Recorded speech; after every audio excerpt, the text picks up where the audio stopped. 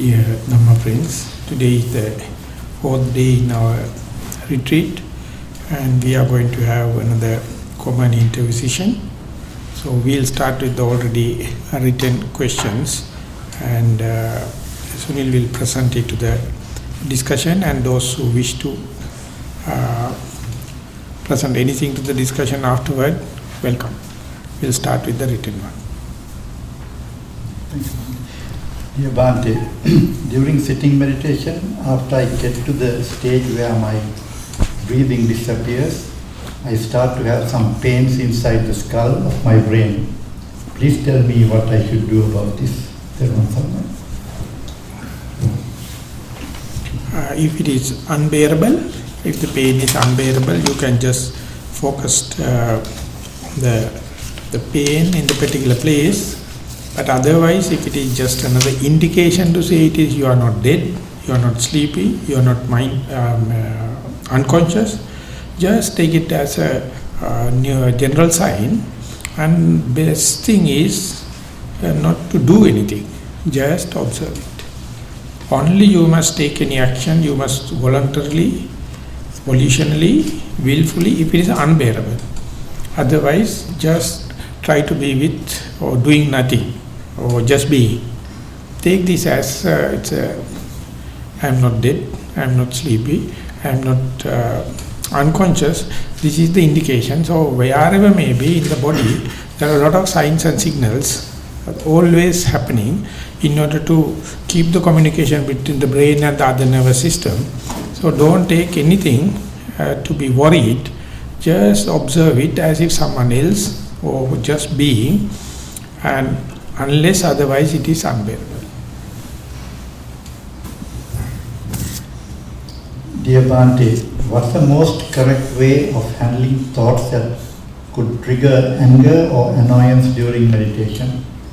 Should I note the annoyance, let it pass until the disturbing state subdues, or simply to metta bhavana until the mind gets peaceful? Thought means not necessarily something to be annoyed. So therefore become annoyed means your reaction, your secondary part. That means you are not now talking about the first impression or first income or first sign. And now situation is complicated because already the anger or annoyance started. And therefore you have to understand you have to delay it. So next time, when and where thought happens, just observe them, if possible, without any kind of a prejudgmental idea. Thought is a natural phenomena of a living mind. There won't be any kind of a situation, the mind without any thoughts. So therefore, for example, in a sea, you can't expect calm down without any waves. Sea means wave, wave means sea. So just like a kind of a feeling, perception and volitional activities are happening, and when it is happening, when and where you react to it, basically with hatred maybe, but not necessarily. Some thoughts are very desirable, some thoughts are very welcoming. Under such circumstances you might be indulging even without noting it. So therefore, seeing the annoyance or seeing any indulgence is your reaction. So you must be more preliminary, more primordial, more at the initiative, just to see thoughts as thoughts. By itself, thoughts have no malevolence or benevolence. By your reaction, by your assumption, assuming only they become negative and positive. That depends on your upbringing, that depends on your culture, that depends on your likings and disliking, that depends on your personality trait, not the thought by itself. So therefore this knowledge must be there, theoretical knowledge. The external impingement, maybe a thought or sound or pain or whatever may be, they are not coming to inflict you. They have no any aim as such to inflict that particular person. They just passing by. You are the very person catch one particular thing and fighting with it, and then complaining. So therefore, as far as you are, as far as I am, the reaction is there. As far as the reaction is there, that indicates who you are. That indicates what is your upbringing. That indicates what is your likings and dislikings. That indicates your personality trait. That indicates your past karmic forces. So therefore, this is a good indication. When and where thought arises, if the annoyance comes, that you are kind of a hate character. So it's a good sign, because it's a good diagnosis. Then only one can give an injection or do operation or do any kind of a remedy. So now you hate diagnosis. That is what happens whenever you diagnose with fast-growing cancer in the brain. You hate diagnosis. Brain is brain, the disease is disease, cancer is cancer. You hate the doctor, you hate the diagnosis, and if you are diagnosed to say you are with AIDS, you hate that information. The information just surfacing of the thing. So likewise, the thought as well as your reaction, the characteristic, dogmatic, stereotype kind of a reaction indicate your personality trait. So therefore, in the bottom line we can say not to hate thoughts, just sit comfortably, relax and ask thoughts to come. Please come and entertain as much as possible. Then they will not come. As far as you are hating, don't come, they will get crash. Come in. So there's one, how do you call a joke or a parable or a upama katha වල parable. One person meditating very seriously and he thought he is a very good meditator. And unlucky enough, he found there's another very old monk living on the top of the mountain. Everyone respect him as the best meditator. So this person was little irritated to say that I am practicing daily seriously, but everyone accept that old monk as the best. So one day, with hesitation, he went to the old monk and told one day, I am very good in meditation and I can keep everything under control. My mind is quite obedient and kind of thing. Then it was, how nice, very good. You go home and try not to see monkeys. And then he went home, sit, and told that foolish monkey is talking nonsense, not to see monkeys. And by closing, there's a monkey came and peeped into. Another monkey came from other side, and after a while he thought he'll full screen. Mind screen is full of monkeys. He can't sleep. He can't close his eyes. Whenever he closed eyes, he used to observe to see monkeys. Then he thought that the monk living on the top is with lot of mystic powers. He would have done something black magic, and the next day he went with the kind of to offer to him and told Bhante, I am sorry if I have done any mistakes to you. The moment I left you, my mind is full of monkeys. And whenever I close, then it is okay, try to see monkeys. And when you go there and expected the monkeys to come, not a single one came.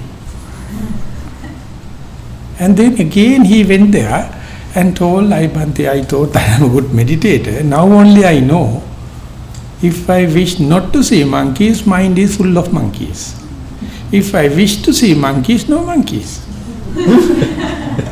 The mind is, we call it irrational, we call it is inferential, we call it a deductive knowledge. It is utter foolish, completely irrational. And that is what we take as our immediate friend. So we feed our mind, we nourished our mind and give all the facilities, but it is working with something other agenda than your well-being. The agenda of the mind, even though you try to cater for the best, its agenda is never your well-being. The moment you understand that, you will see anything you have done to satisfy mind is an in utter waste. Because you don't know the guy. So with that only, we don't tell with the other people what I think, because I think it is my privacy, my secret. I am always sleeping with my mind. I am getting up with my mind. I am giving all the facilities and all the amenities to the mind. But ultimately, whenever you give that kind of a neutral object, then its performance will come up, surface. And then only if you are sharp enough, if you are prepared, if you are radical in thinking, you will find mind has separate agenda. That is making progeny. That's it.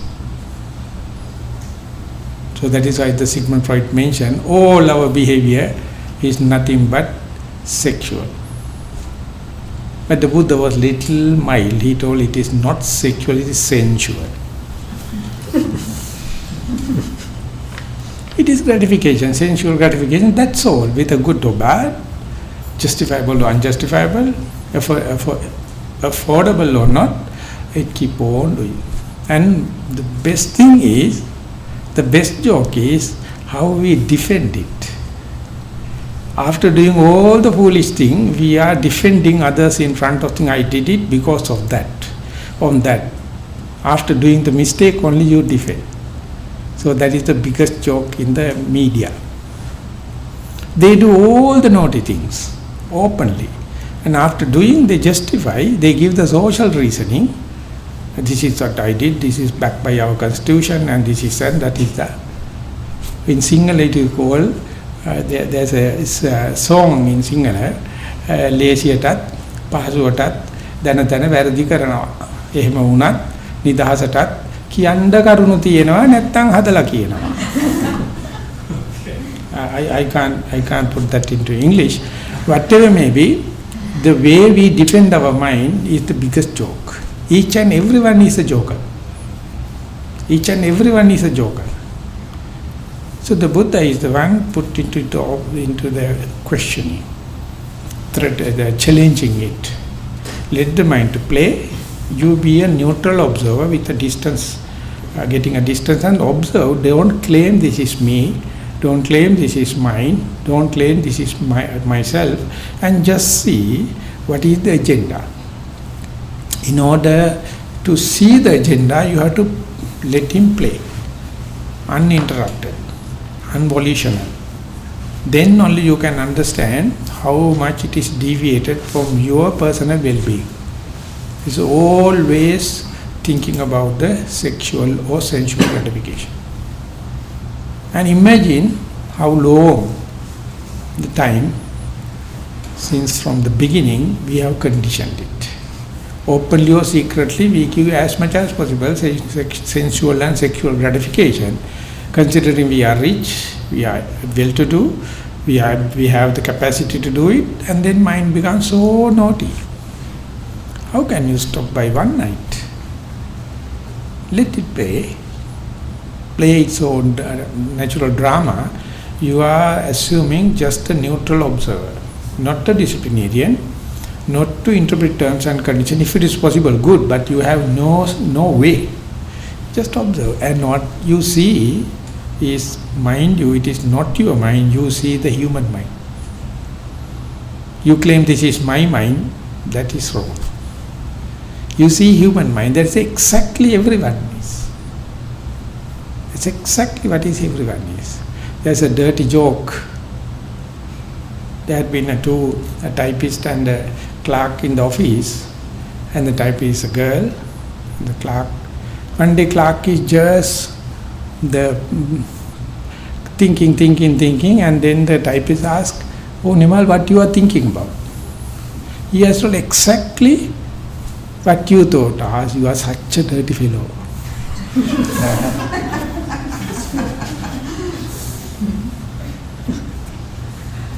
Everyone thinks exactly the same, but we personify it. No, I am a male, he is a female, she is a female, I am elderly, I am young. But the human mind is exactly the mind. So the panacea, the prescription the Buddha given is out of his own experimenting, but he knows it is applicable to each and everyone. So therefore don't take it in grant, but the mind play. It's chorus. repetitive application, it just take it as something symptomatic to understand who am I. And openly discuss with your spiritual group, and ultimately when and where the group opened up, everyone had the same story. Exactly the same. Exactly the same question. So therefore ultimately you will understand we are individually suffering for a common disease. So when I was in Nilambe in 1979-80s, most of the participants were English or Western, and I had very weak English usage and pronunciation and this, but I like to be with them.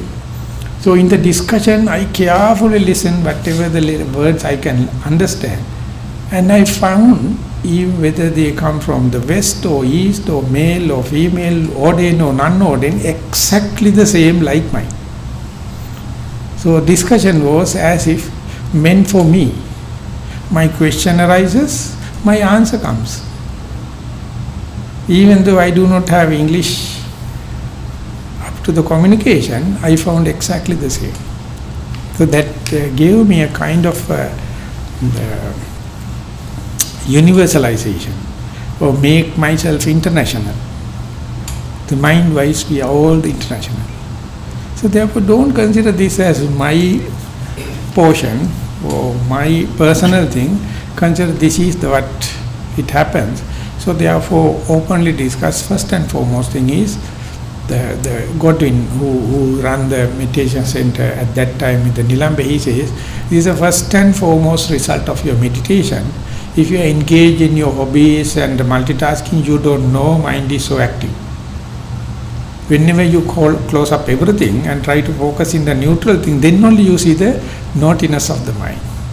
And that is because of your meditative life. So therefore understanding mind is unruly is the first and foremost benefit of your meditation. Don't hate it.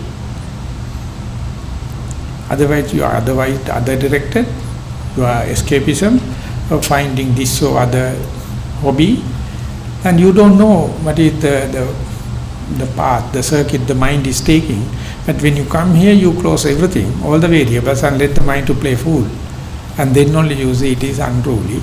And therefore consider this as first and foremost result, or consider this as symptomatic, or it is giving kind of a symptom. And the main thing is don't hate it. As far as you are going to suppress it, you are bound to see monkeys. So much monkeys are coming. So best thing is ask monkeys to come. They won't come. Or you can use it you can manipulate it, you can maneuver, adjust it accordingly. If you feel very calm, very boring and kind of thing, ask my monkeys to not to come, then they will come. If you are too much it, ask them to come, then they will run. What about the hidden karmas? Because some time of your meditation, the hidden karmas come to the surface and keep on bothering you as thoughts, formations. So are they also like this?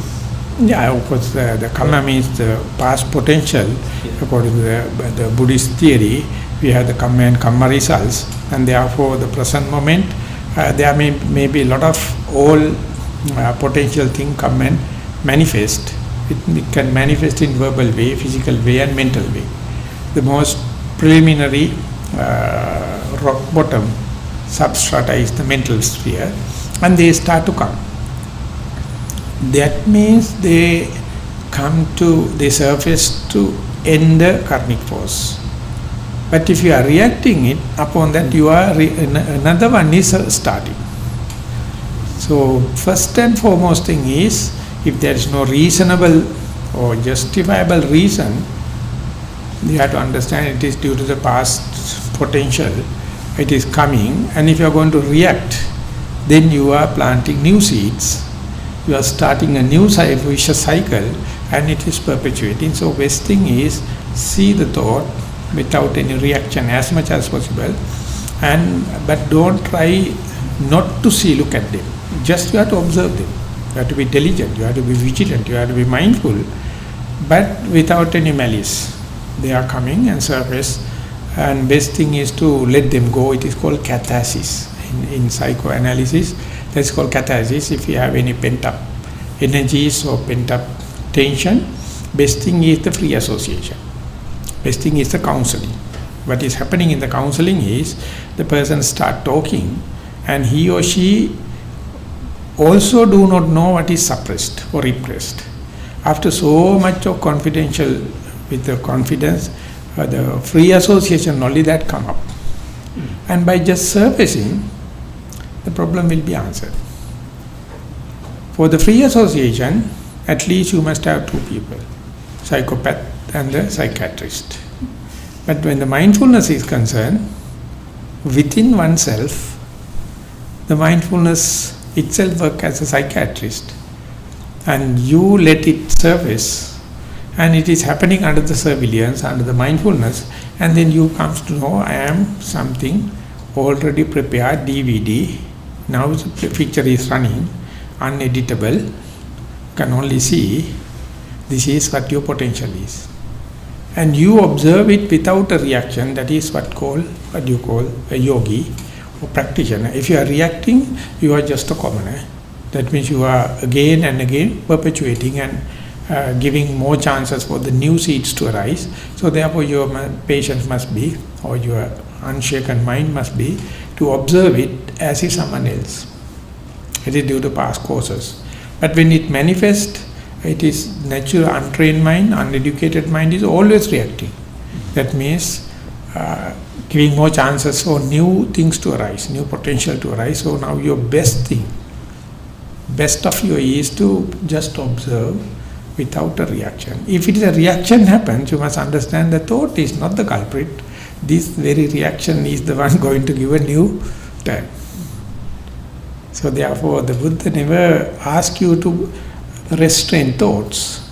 He says thoughts are happening, it is already decided. Only you can restrain, if at all, about your reaction. For that also, at the beginning you are a failure, utter failure. But after long term practicing only, you will understand, earlier the better. When and where the reaction happens, you come to know when the reaction becomes very hard and fast. So what you have to do is observe patiently as and when the reaction arises, to note it.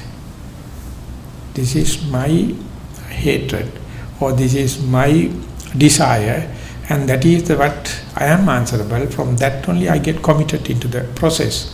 Without getting committed, if you wish to maintain the stream of consciousness pure, is thought may or may not, pain may or may not, sound may or may not, but the main thing is not to react.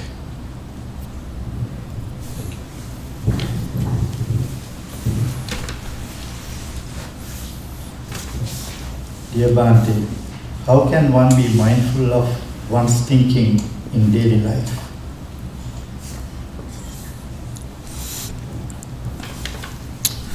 As a part and parcel of the early question or early answer, I would say thinking in the daily life is a result of mindfulness. If you are not mindful, you don't know. Your mind is escapism, your mind is in hobbies, you don't know. Now only you can say, while you are talking, while you are doing something, there's another substrata, the thinking, still going on because of your mindfulness. Otherwise, before the mindfulness, before you learn mindfulness, before you define mindfulness, this would have taken place but not observed. Now it is observing because of the mindfulness. Once it is seasoned, the clear comprehension will let you know, and it will take the helm and what to do and what not to do. So this character must be understood. That means while the drama is going in the stage, behind the stage, a lot of other things are happening.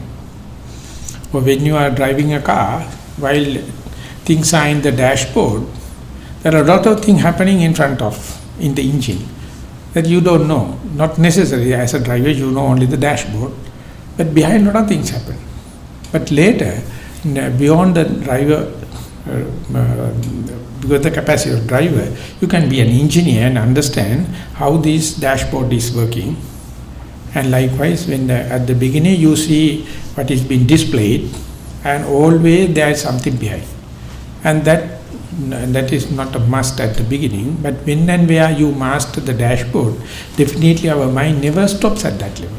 It is go beyond. So therefore you have to understand, in a given moment, 1001 things are happening.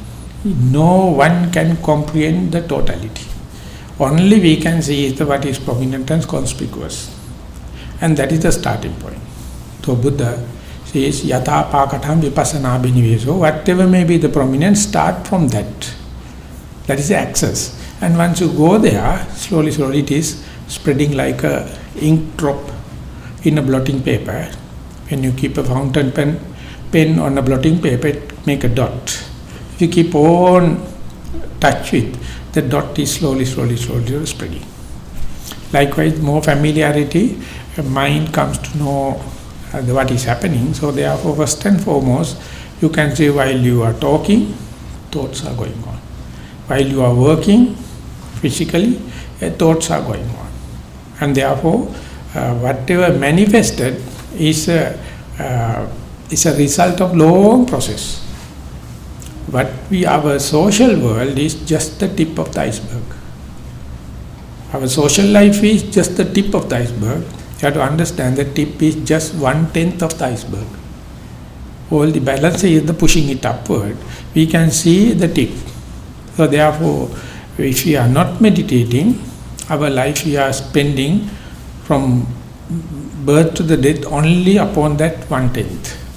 But another 90% subsurface, submarine. So for that area you have to go unconscious, to the unconscious. So first and foremost you have to understand what is manifested and what is unmanifested, the proportion. The manifested is always minority. Upon that only we are fighting each other, envious each other, and one-upmanship each other and everything. But as far as the huge part under the water, we don't know. But Western psychology, specifically Carl Jung and of course Sigmund Freud started, he told there's something underneath pushing upward, and he tried to explain a lot of ways and avenues how to go from manifested area to unmanifest or subconscious. And Carl Jung specifically tried to explain, as far as the unmanifest is concerned, we are the same. Our difference, everything is on the manifested tip of the iceberg. So from the tip, we are separate. We are sectarianism. We are religious, sex, all the differences. But the unmanifest, subconscious, we are the same. So therefore, in meditation, what we do is from the manifest, from the prominent, from the conspicuous area, we just deep down, and when you go there, we enter into the human realm, common area. So the physical, verbal, mental are the three ways the manifestation can take place. So don't think that when the thinking happened, all the others are going to stop. Never. While you are working, while you are talking, all the time, the thoughts are happening. Just mere understanding, don't make it as a burden. The seeing the mechanism, seeing the circuit, don't take it as a burden. Just keep on observing. Ultimately, it starts leading you from simplicity to the more and more diversification. So again, I am reminding to understand that so much of inner chatter and the thinking happen is due to result of meditation, result of mindfulness. Now you see what is happening behind the screen, what is happening submerged or in the submarine area. So that is always novelty, always new, and always beyond your control. So therefore there is a kind of a fear to go into that area. But whenever the meditation happening, whether you like it or not, from known to unknown, expressible to unexpressible, manifest to non-manifested, the journey is happening. Always it is happy like mystics, but more and more familiarized. Yesterday mystic, today become realistic. and slowly it's going. So don't suppress it. Don't consider it as your personal mistake. Don't consider it as something disturbing your virtues or your morality. Never.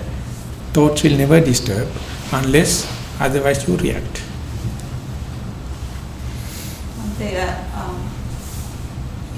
The Buddha, this fire create to see and then perceive, and then in the third one, through the thinking we collect the sankhara and karma, and I am trying not to get the thinking going to reduce the sankhara, seeing as seeing, for example, or hearing as hearing, which reduce the thought momentum, and that can be done actually.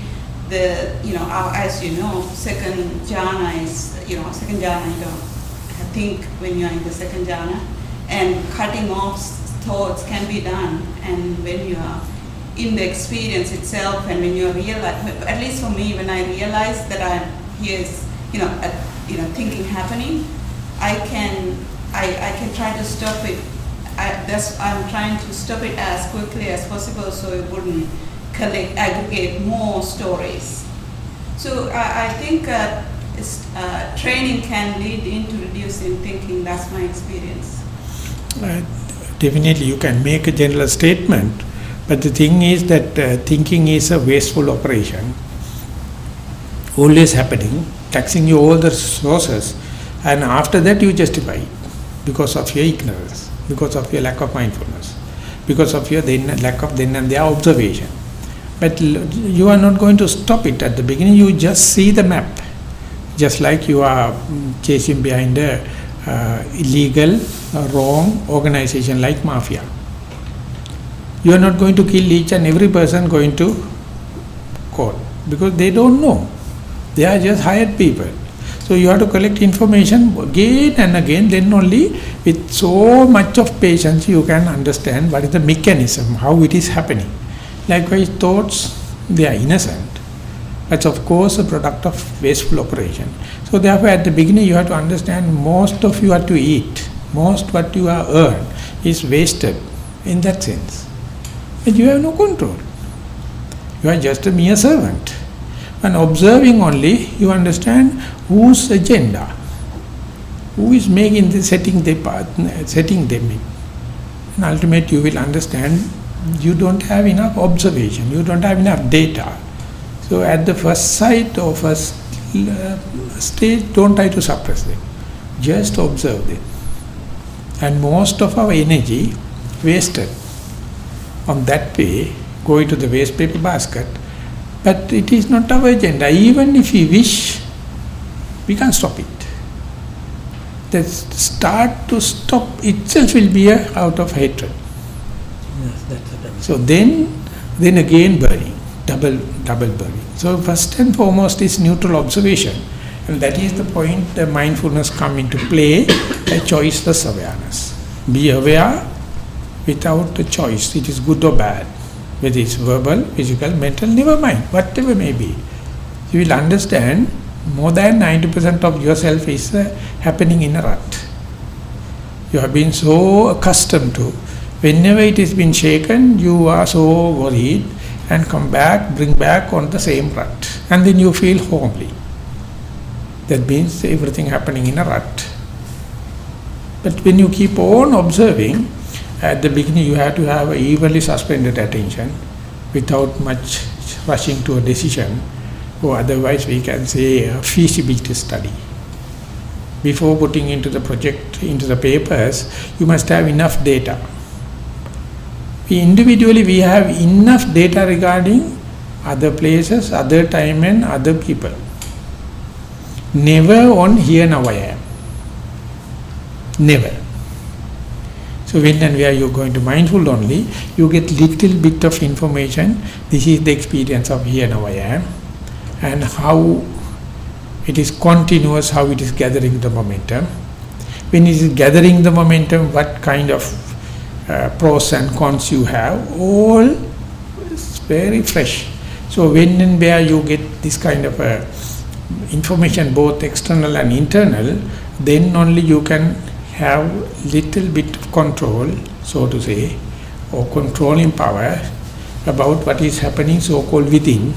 And even then it says if you have enough data under your very nose, that must not be a thinking or hallucination, but with your under the nose experience, that comparison and the wastage happening, no one can turn the blind eye. It's such a utter waste. Just don't talk about the wastage in the external world. Don't talk about the wastage in the consumer society. The spiritual wastage. Endless. So by looking at itself, there are ways and means going to come. There are methods. Just to suppress temporarily, to see the situation, to settle the dust down, we can do it. But in the Vipassana, what we do is, you are just proving it is not governable. That is what you call anatta. Not governable, not controllable, not under control. And if you say that I can control and I am controlling, that means something governability, something controllability, something self or ego there. That the Buddha says, to a certain extent you can do it, but at the rock bottom you have to understand it is working with someone's agenda. Only you can do is you can observe and see. If you are negligent, completely agenda is going to take place. If you are diligent enough, you know you are an utter servant, utter slave, utter subject. Then you will not develop arrogance. You will not develop any kind of a conceit to say, I can do this, I can do that. Like he will say, if the possibility is there, it may be possible, but I am also a servant. I am also the slave, which is karmic process, the climatic process. What you eat and what you think. So slowly only you gain a kind of map, understanding the circuit. And more you understand, naturally it amounts to reduce the thoughts. Because if you start a machine and keep on aligning and oiling and kind of thing, you can reduce the wastage, increase the efficiency, reduce the friction. But at the first time, whenever you put up the machine, you can't do this kind of thing unless otherwise it's running. Imagine 200 years ago when the Overwright and Wilbur Wright put the first plane into the air, and the present day autopiloting, what a kind of difference. At that time they were not worrying about this, all the fuel efficiency and nothing, they just wanted to go. And now it is happening. So likewise, first in the meditation, the Vipassana, it says, you assume just the state of observer. And it is within the bracket, it says, more and more you observe, situation comes under control. That's a gift. That's an endowment, but it is not your main aim. Main aim is to see the things, what is manifested, what is not, what is in the stage, what is behind the stage. And then when you observe it, and you see that knowledge is not limited to the time and space. Any person, anywhere, anytime, exactly the same. So therefore thoughts is the basic thing. Many people in Sri Lanka, many says, for the moment I can't meditate because so much of thoughts. Whenever thoughts going to stop, I am going to meditate. Very openly they say, my mind is disturbed and so much of thoughts, so therefore whenever it is going to stop, I will. So they think it is a temporary thing, and after this episode there will be another episode of no thoughts. Like it is also a thought. That very thing is also a thought. So therefore in a circle like this we can openly discuss it because we have no duties. We have no immediate pressing thing to do next. So we are talking about, for the other industrious people, this is nonsense. We are just wasting time from their point of view, because this is going to give no political, social, any gain. But we are minding our own business and appear like immeasurable, impractical, impossible like. But the Buddha says, slowly when you keep on practicing, just mere seeing the map, just mere seeing the circuit, slowly the situation come under, to a certain extent, under control. But fairly, basically you will understand situation is not under control, non-governable and non-controllable, but you can observe it. More than the physical and verbal, mind is more tricky. That is why first and foremost you have to be a morally restrained, physical and verbally restrained. And if it is impossible, no hope regarding the observation and the taking the situation under control. But if once that is done, you have to write a different prescription, you have to write a different tactics in order to observe it. So most important thing is neutral observation, choiceless awareness, or evenly suspended attention. That is the most difficult thing as we human, because we have conditioned our mind to choose, to fork fingers. Never we can observe and wait. So that is what the Buddha expect out of that, because even though we don't know that potential, we have endowed with that. So just see without any reaction, without any inference, without any judgmental, just observe it. So you can see how our mind becomes impatient to just observe and wait. And that is the way mental restraint, but not the physical and verbal. It's a completely different dimension. More and more you practice, it has become unshaky mind and non-judgmental mind, unassuming mind. So when it is more and more you train, your decisions or your action will be more natural. What is happening as it is, that is what in Japan they call Taoism. Tao means you try to fit into the what is happening rather than you try to adjust the system. You try to change. You see how much I can fit into the situation. In the away from the religious circles, this is being trained in Boy Scout and Girl Guide. You are given this challenge. How can you fit into the situation? Don't try the situation change according to your liking and disliking. Instead, give up all the amenities and facilities. Go into the forest. Fit yourself into the atmosphere. So that is also kind of an adventure. Regarding the mind also, you have to be patient, maintain as much as possible moral integrity, and observe, let the mind to observe neutral object. That must be a verifiable object, and when it is happening, mind start all the game just like a fish out of water. Don't consider this as a personal mistake. It's exactly the same for everyone. So those who patient enough will see ultimately you become more familiar with the situation. You become not irritated, not become fault finding, not become self-critical. Don't expect the pedantic situation in the world. You become mature.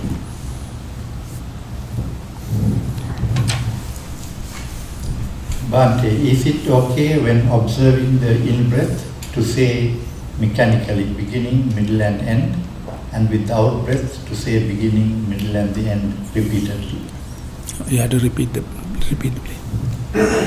Is it okay when observing the in-breath to say mechanically beginning, middle and end, and with out-breath to say beginning, middle and end repeatedly? The question is not clear enough. When there is something, you can see the beginning, the middle and the end. When there is nothing, how can you say the beginning, the middle and the end? It's out breath. He says the second thing is out breath. In breath and out breath. Yeah. So it's not when no breath, it's the out breath. So if it is so, I would say, if the mind is naturally with the in-breath and out-breath, noting is not necessary, beginning, the middle and the end is not necessary. If the mind is naughty, if it is not face-to-face with the object, then only you have to use techniques. If a child can walk without a walking stick or rail, not necessary. But as the child learn it, you have to facilitate with all the kind of props and all the kind of rails. So therefore, this is not generalized kind of a recommendation to note beginning, the middle and the end, or in breath and out breath. Use this as a technique when and where mind is not happy, not face to face with the object. Otherwise, this very noting itself will be a disturbance for the future development.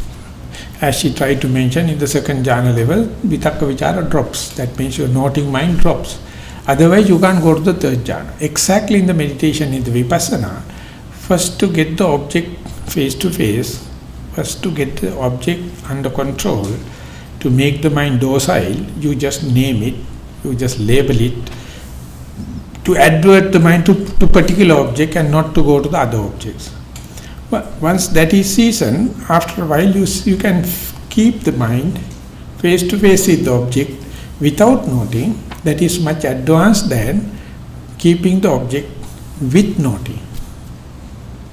And later you may find, due to the lack of noting, mind has enough energy, so therefore it can scrutinize, go into and penetrate the object. Otherwise, if you are going to note, always mind will be superficial. It never go inside. So therefore, noting is a tool. At a certain extent, you have to pick it up and use it. After a certain level, you have to drop it. And it's very difficult technically to indicate where to pick and where to drop. Just like the second gear.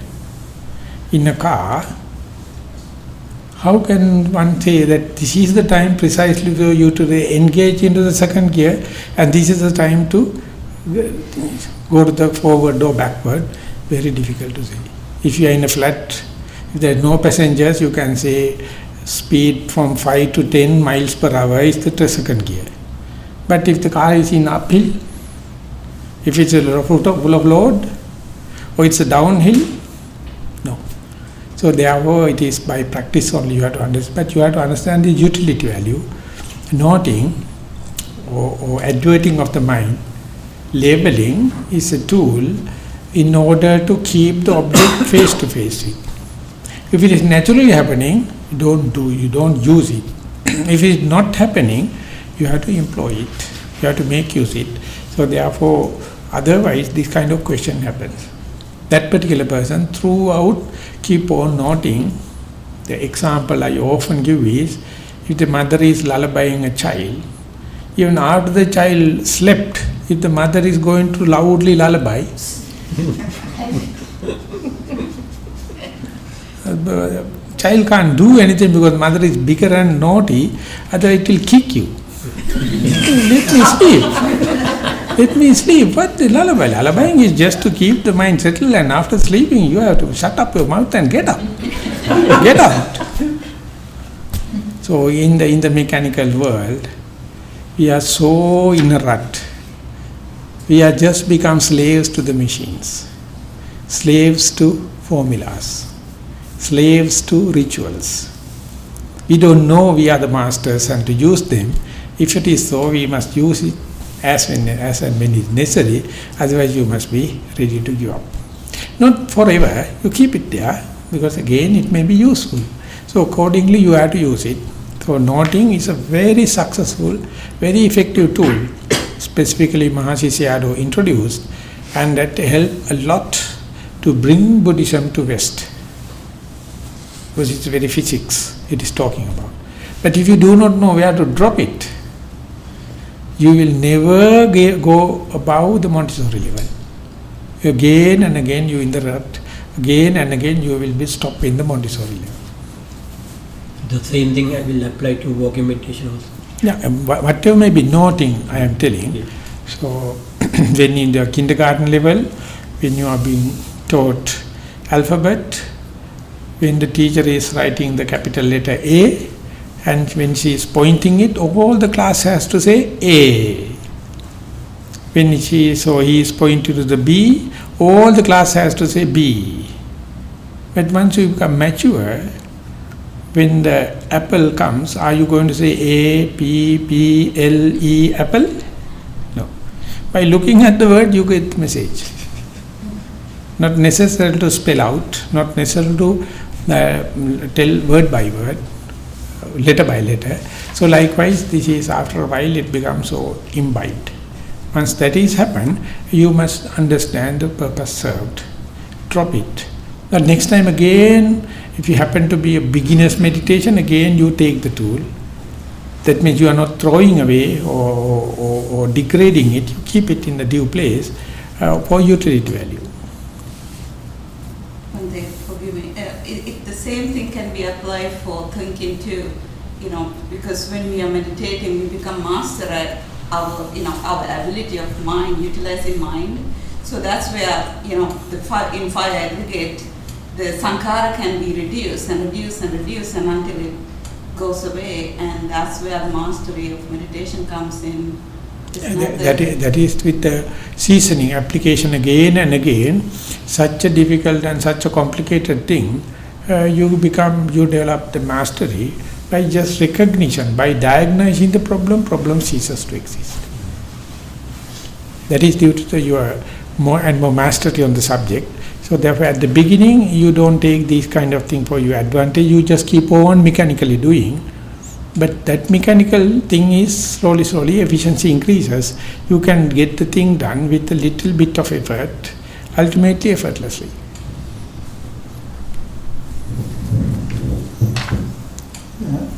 Bhante, my mind is continually drawn into other people's business with judgment and criticism. These thoughts invade and dominate my mind during meditation, and I can only separate from them for a moment at best. Then they are back again.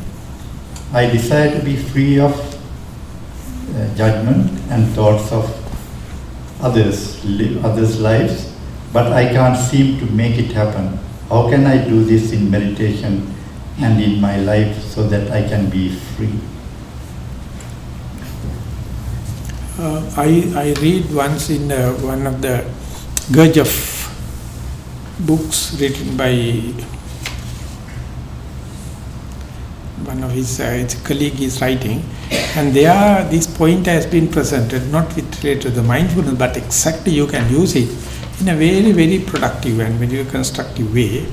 Spensky is writing on the Gurdjieff, and one day he met Gurdjieff meet one of the Mr. G, he called, he's coming from Germany, but English, Tamil person, Indian person.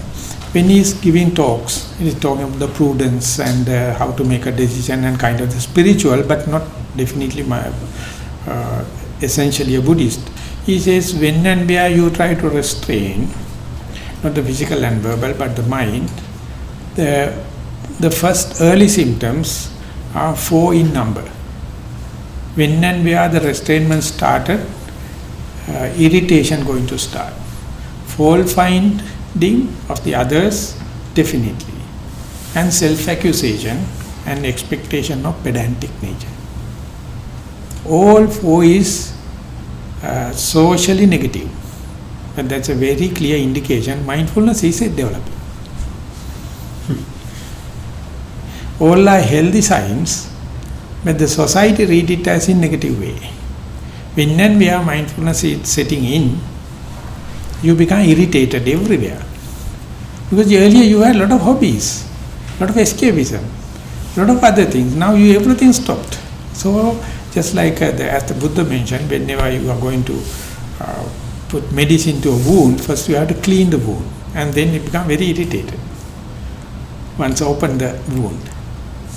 So when and where mindfulness sets in, or mindfulness you can say restrainment, irritation comes. Second thing is fault finding. You see, they are all supposed to be under 8 precepts, but they don't care.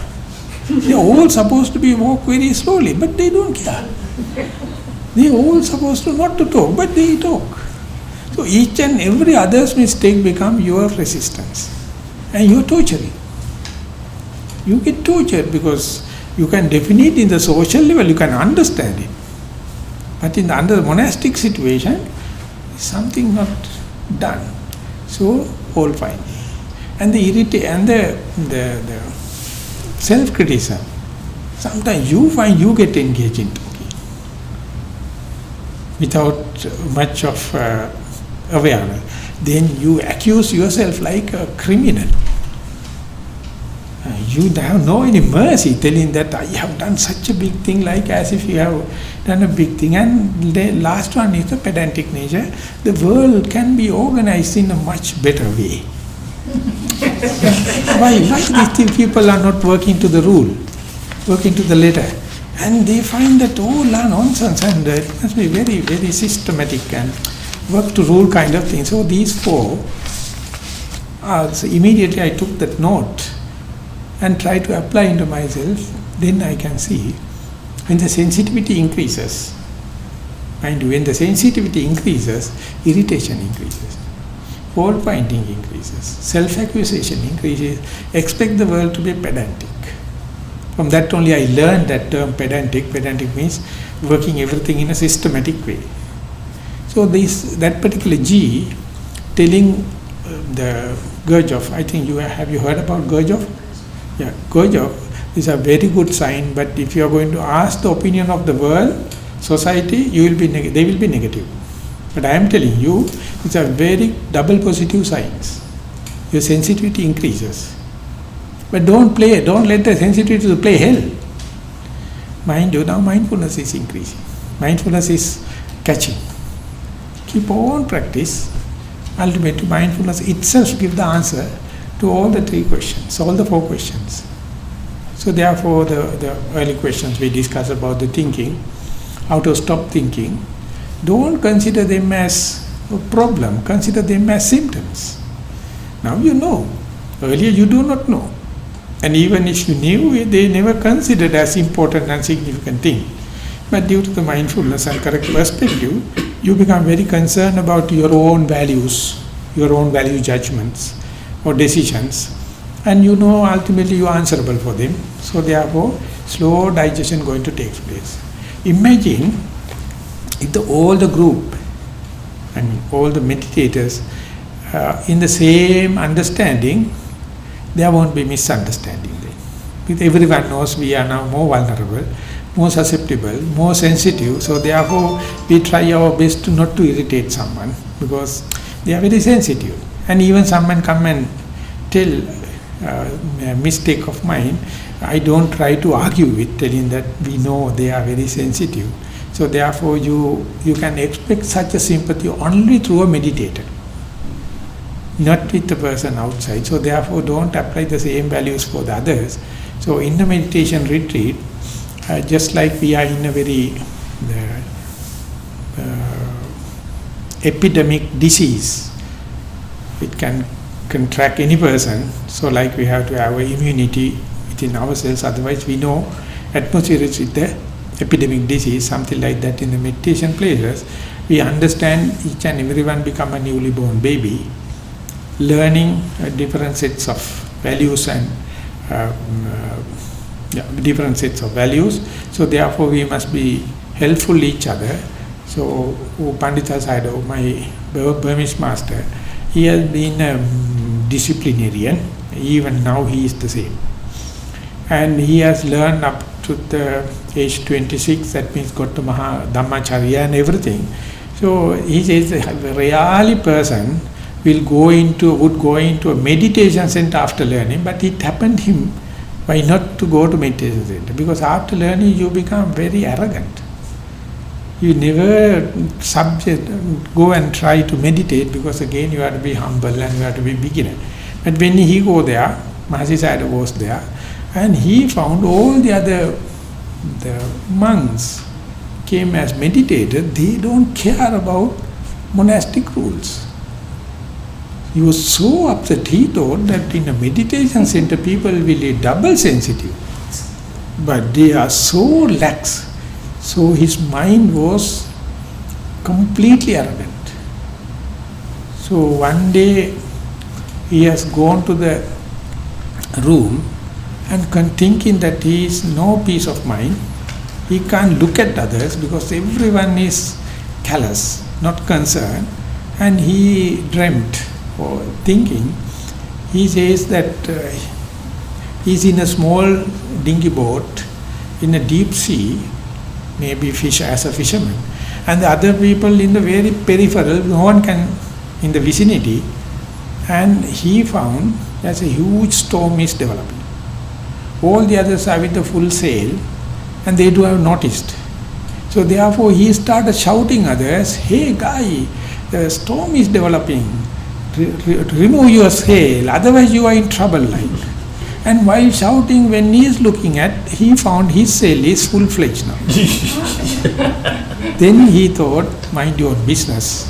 First remove your sail, and then only you can do, otherwise you will be just a busy boy. And exactly the Swimming said on next day in the Dhamma talk, he has mentioned, being a yogi, mind your own business. And he says it's like exactly a hit upon his own head. And these two worked. Then only 2 weeks time, he was through. So therefore in the meditation centers, we expect exactly like enlightened beings, but utter fools. Many meditation centers are full of the psychopaths. And people come for holiday makers. So meditation center is almost like an asylum.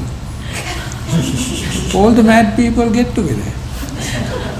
Why not? So you expect enlightened beings. Instead what you get is, instead of the saint, you get psychopaths. So read, there's one book called Saints and Psychopaths by American Bill Hamilton. It's a very good book. How the psychopaths appear like a saint, especially in America. So when you go to the meditation, you get the full range experience. So therefore don't expect from the outside. The moment you come to know that how complex the situation is, how profound the situation is, mind find all the kind of escapism. Instead of minding own business, become disciplinarian of the others, and sometimes overcritical about one's own silly mistakes, and can't tolerate even a slight thing. Even in unmeditative life you can do it, but in the meditative life you become so irritated. And you expect everything to the last letter.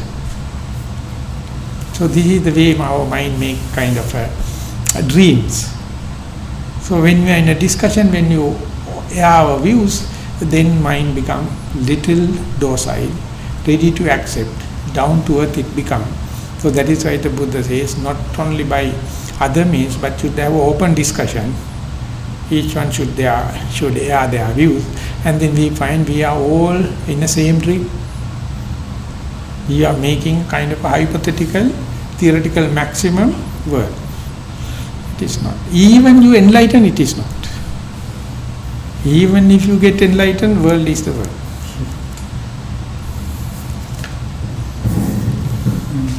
Until the time is up, and we have 8 more questions, so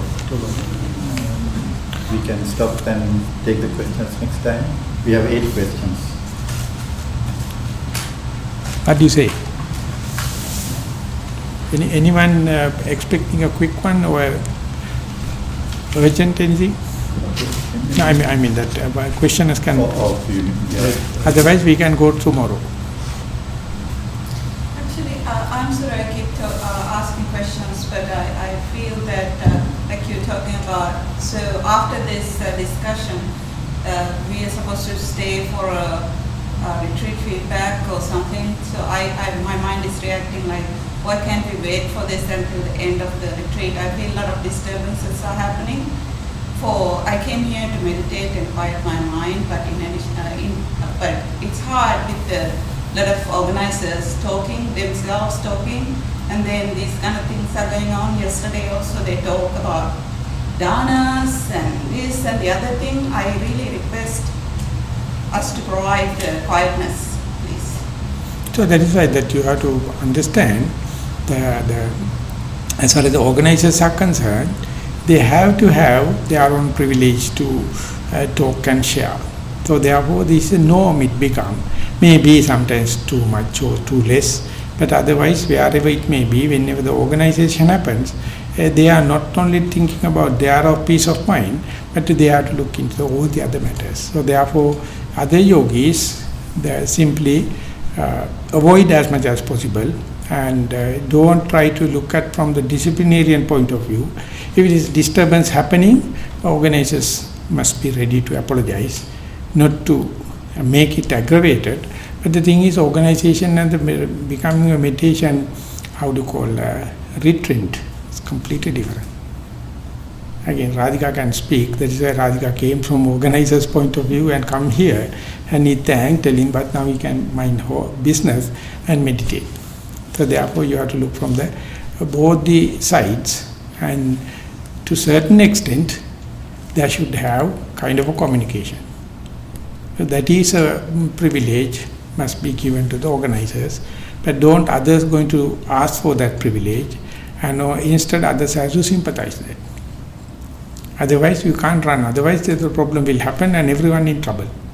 So that is why some people has to talk and level it off. So therefore others has to give kind of a share, some kind of a reservation for the organizers. To talk with us? No. Yeah, they have to talk with us now. No, if it is so, organizers please discuss and don't get engaged any others. That is why I just even to not to do this Buddha Puja even. Yes. But these are the ways that we lead sentimental. Yes. And treat everyone as individuals, and others are other basic organization I find is very nice, no problem. But don't talk each other. And it's the third, fourth day. Usually fourth day is a very naughty day. Because people get accustomed, and when you come each other, no one knows each other, then everyone behave like strangers. But fourth day onward, usually I say is that please play the instruction, basic instruction for the second time.